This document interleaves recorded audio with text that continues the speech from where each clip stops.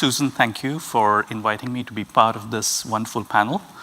And my thanks and congratulations to the visionaries who conceived of this amazing gathering. The more I see and the more I hear about it, the more impressed I am. So thank you and congratulations. My talk is going to have a slightly different flavor from what perhaps you're expecting. So it's not so much the science of compassion, but rather compassionate science. What kind of science might emerge if we allow ourselves to be led by compassion? And the work that my students and I have been doing suggests that the possibilities are endless. I'm going to give you one small example of this, to use a term that Susan brought up, the synergy between compassion and science. So our work starts with this set of statistics, which were quite startling to me. Even though I grew up in India, my first 20 years were spent in India, I was not aware of some of the deep problems that India and the rest of the developing world suffers from. So it turns out that about 1 in every 100 Indians is blind. And the ground realities might be even worse. If you were to limit your consideration to children, the number of children being born blind, so if you consider, say, 1,000 live births, how many of those have the children being born blind?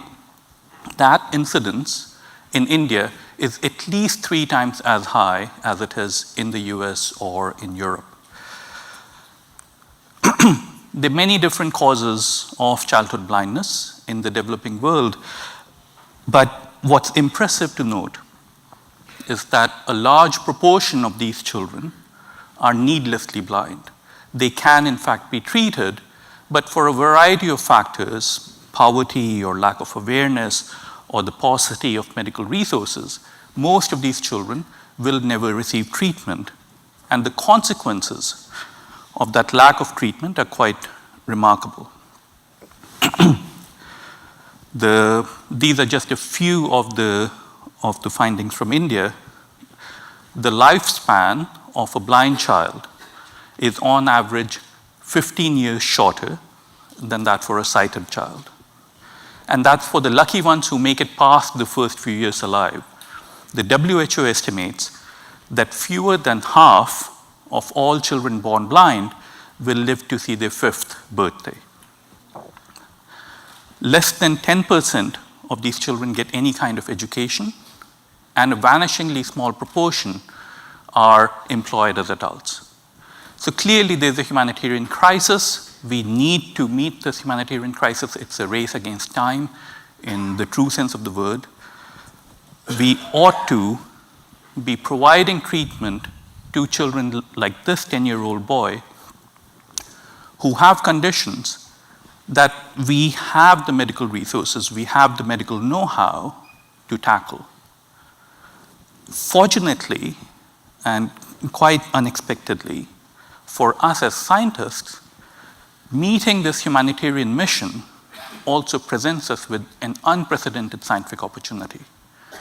If you have a child who has been born blind and has, say, come up to the age of 8 or 10 or 15 years with that blindness, and you can initiate sight in that child in a matter of half an hour, from the very moment that the bandages are removed, you have a ringside seat onto the process of visual development.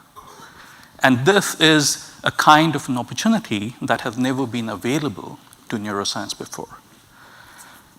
Seeing this almost perfect complementarity of the humanitarian need on the one hand and the scientific quest to understand brain development, visual plasticity, visual learning on the other, about 10 years ago, my students and I launched this effort that we call Project Prakash. Prakash is Sanskrit for light, and the project tries to bring light into the lives of children, and in the process, illuminate some of the deep questions of science. Project Prakash is set up as a three-part effort. The first and the logistically most challenging part is simply outreach. Identifying the children who very often live out in these remote villages with no access to medical resources. We have to proactively go out into these villages, find these children, conduct pediatric ophthalmic examinations out in the field, and then bring these children to New Delhi, where we are based, to provide treatment to these children. And here is a short video of pediatric treatment.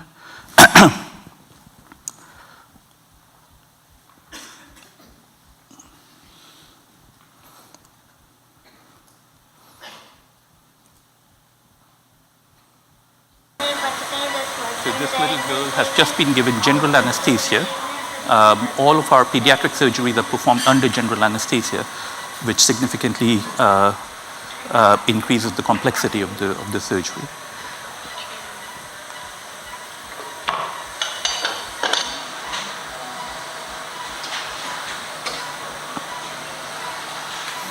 And you now see the density of the cataract that the little girl had. That cataract will be excised.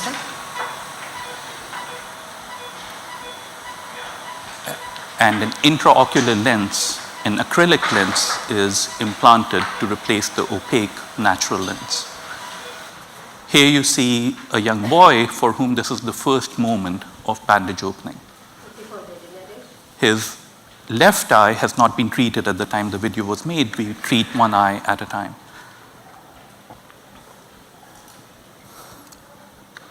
And the little bit of capillary bleeding on the side is nothing to be worried about. That clears up very quickly.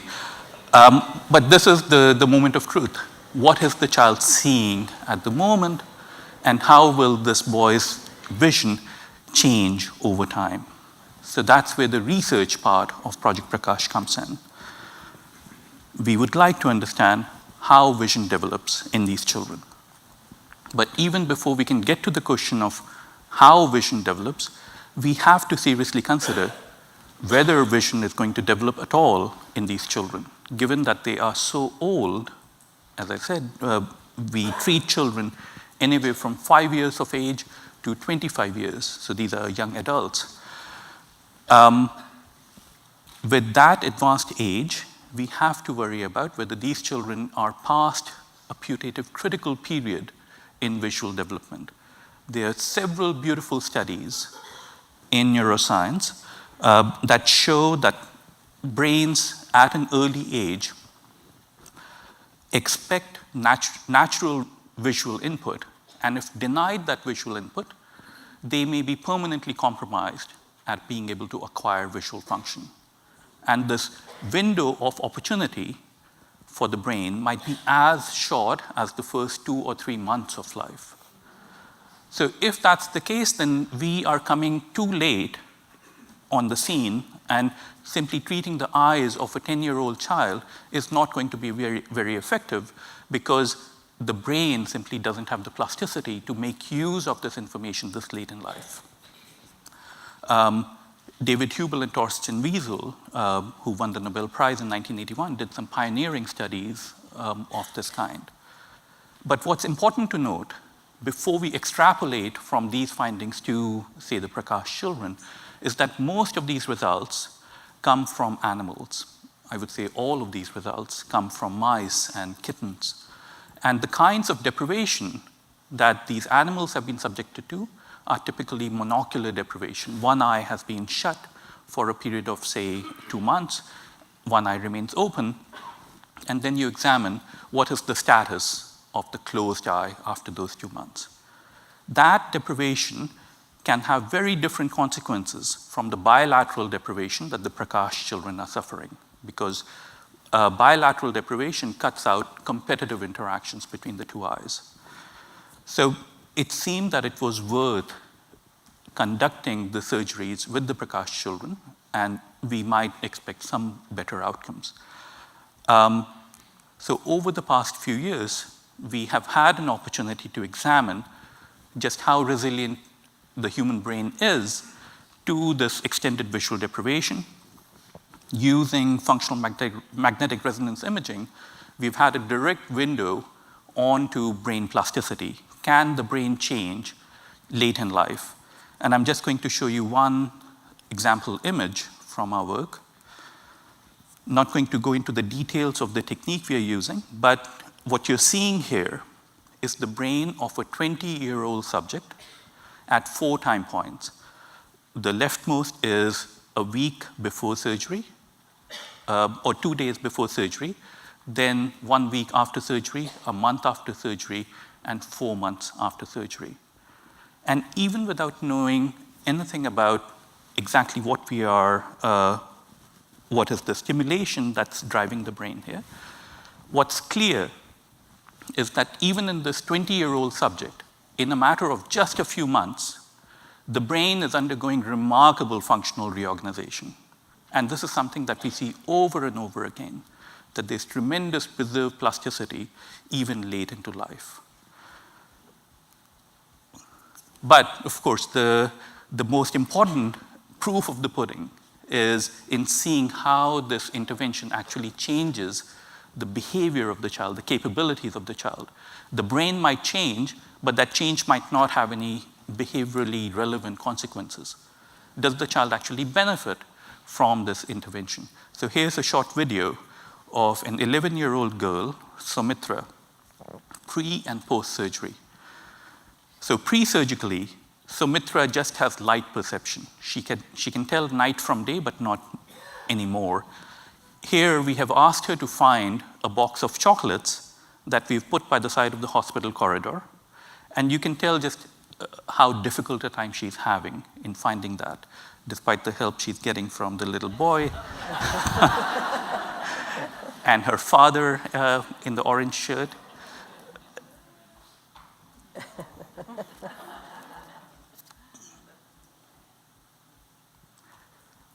Next, you see Sumitra 8 days post-surgery.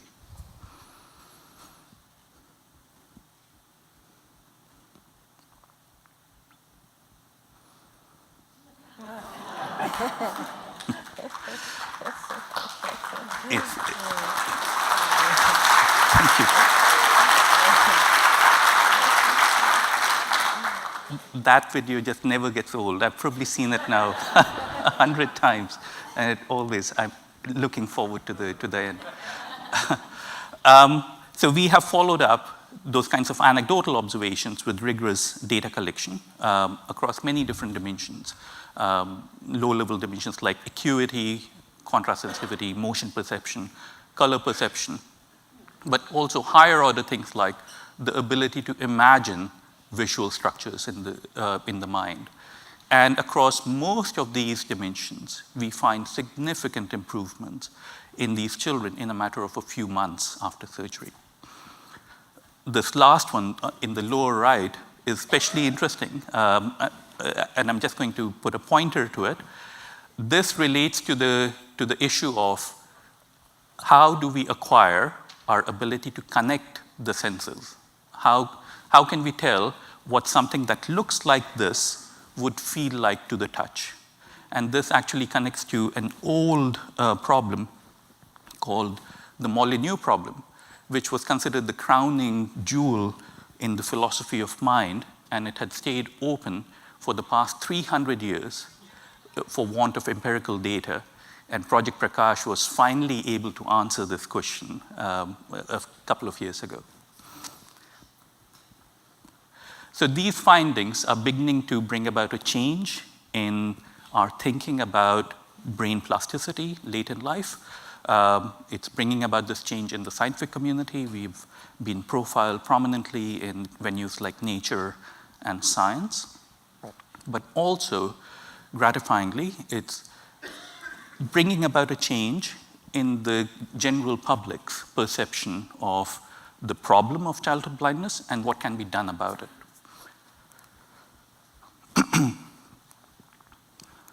Project Prakash also has had an impact in domains that go beyond childhood blindness. So NIH a taxpayer-funded body in the US, based in Washington, DC. They funded Project Prakash. They're still funding Project Prakash. And they took the broad viewpoint that the science that will originate from Project Prakash will not just be the property of India or any particular country. It will be knowledge that benefits all of mankind. And we're beginning to deliver on that hope and promise. So the work that we're doing in India is now impacting some of the issues, some of the challenges that we face in the US. And I'll just mention one. Some of the findings from Project Prakash quite unexpectedly led us to a theory about autism. So what might be different in the way the brain processes information when a child has autism than when the child is neurotypical. And this work would not have been possible had we not engaged in Project Prakash. So to summarize, Project Prakash in the past few years has been a very satisfying undertaking for my students and me. It has given us some insights about brain plasticity and learning. It has given us some unexpected clinically relevant hypotheses for conditions like autism. It has helped guide the development of some artificial intelligence systems that we want to be able to learn autonomously, just like a Prakash child does. The project is beginning to serve as an alternative model. So just as Susan mentioned, when we talk about compassion and science, very often we think about these as antithetical concepts. But Project Prakash serves as one example that these two things don't need to be separate. They can be intertwined in a very fundamental way. And finally, Project Prakash has also helped alleviate, to some extent, the problem of childhood blindness in India. The most gratifying part of all of this is the set of lives that we are able to interact with, and perhaps better. So far, we have screened over 40,000 children, provided surgical care to over 450 of them, and non-surgical care to over 1,000 of them. Each one of these children comes with an amazing story, and typically the story is one of tremendous deprivation. But what's remarkable is the change that story undergoes after the child gains sight. Say, a boy like this, who, when he came to us, needed help just crossing the road, and now he can learn how to ride the bicycle by himself. Or these children who are beginning to find ways to express their creativity. This is a picture from the very first day that they got a chance to play with canvases and paints. In fact, we had an opportunity to organize an exhibition of some of the art pieces done by the Prakash children, and also children with autism in the US. We run a program called Unruly Art, and Princeton University hosted this exhibition. So I want to end with this sentiment that in bringing light into the lives of young children, we can't help but bring light into our own. Thank you very much.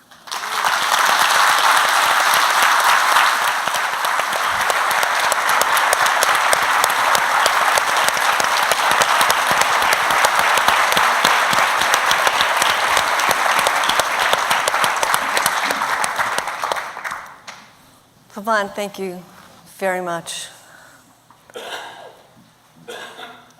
I'll actually begin with a question and a comment, and you do embody compassionate science. Thank you. And you are so rare in the world of basic scientists. Thank you. So thank you. My question is, how do we bring the light to other scientists so they can also be more compassionate? And your ability to be both a basic scientist and a humanitarian, we need more of that. So what is your words of wisdom on that? So I think it's really just a matter of building awareness that these possibilities exist. And Project Prakash is just one example of the many such opportunities that are out there. I can rattle off many different examples. Say, the need for nutrition, an even bigger need than the need for eye care. Roughly 45% of all children in India are malnourished. So we need to bring them nutrition, but in bringing them nutrition, we again have the basic scientific opportunity to examine how do different nutrients impact different brain-body systems. You can talk about the need for education. So anytime you identify a need, it's very likely that you will be able to identify the scientific opportunity of understanding how the brain and body respond when that need is fulfilled. And these are such obvious opportunities that I feel it's simply a matter of making young scientists aware of the existence of these opportunities, and I think the floodgates will open. And some of this is beginning to happen. With nature and science and neuron profiling, Project Prakash, I'm getting more and more indications from several other scientists who want to run such projects in India and in other countries. So I feel that we are at the beginning of this very interesting set of possibilities. Wonderful. Thank you. That's exciting. You know, I had a thought about both of your presentations, and there's a lot of children in India that are lacking caregivers and, you know, and attachment. And that would be a way to study how can we help kids like that reattach, or, you know, like how plastic is this attachment system, and can we, so I just thought of how these two work together in that way. Yeah, that could be quite remarkable. One of my colleagues does work with institutionalized children in Romania, and he has this incredible set of results about how institutionalization affects some of the brain's responses to simple visual or auditory stimuli, and then how having this child go into a loving home, how that changes the brain's responses. So I think your point is very well taken. By providing care to these children, we have the opportunity to study how the brain responds. Because we're interfering with a lack of development by, you know, trying to recover the development that is somehow impaired in that context. Yeah. Yeah. Do you have any thoughts about that? I think it makes a connection to another really important point in the field in general, that care and supportive relationships is one of the most important factors for physical health.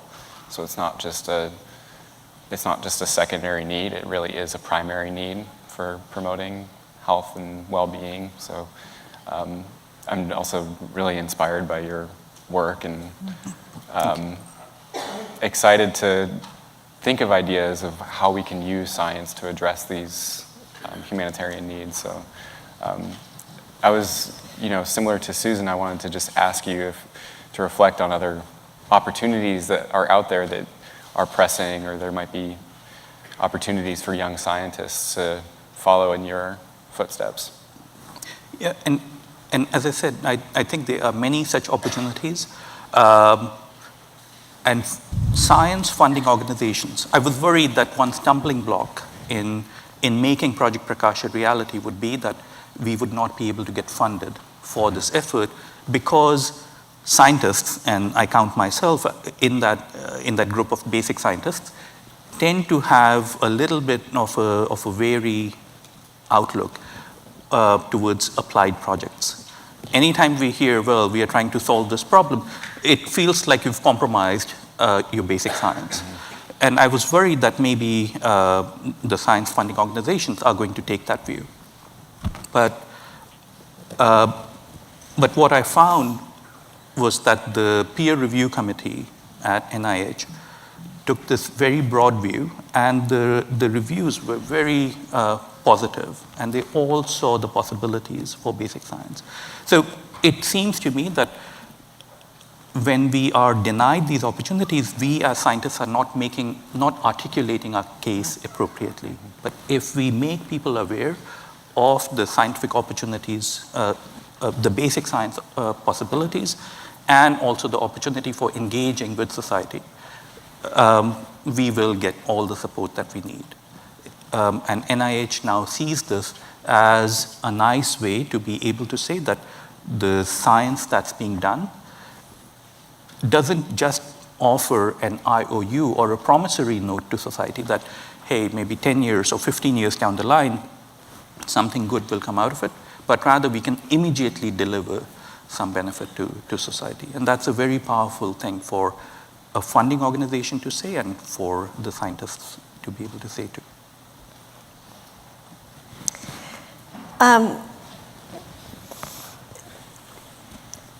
Bridging the conversation here, just one last question I have for you. Do you think having a spiritual and or contemplative practice enhances the ability to be a good scientist or detract? So I wish I could answer that from data. So my heart says yes, but I can't quite definitively say that, just because I personally don't have the right data. But I would be very surprised if the answer does not turn out to be a positive one. Okay, very diplomatic answer. Thank you.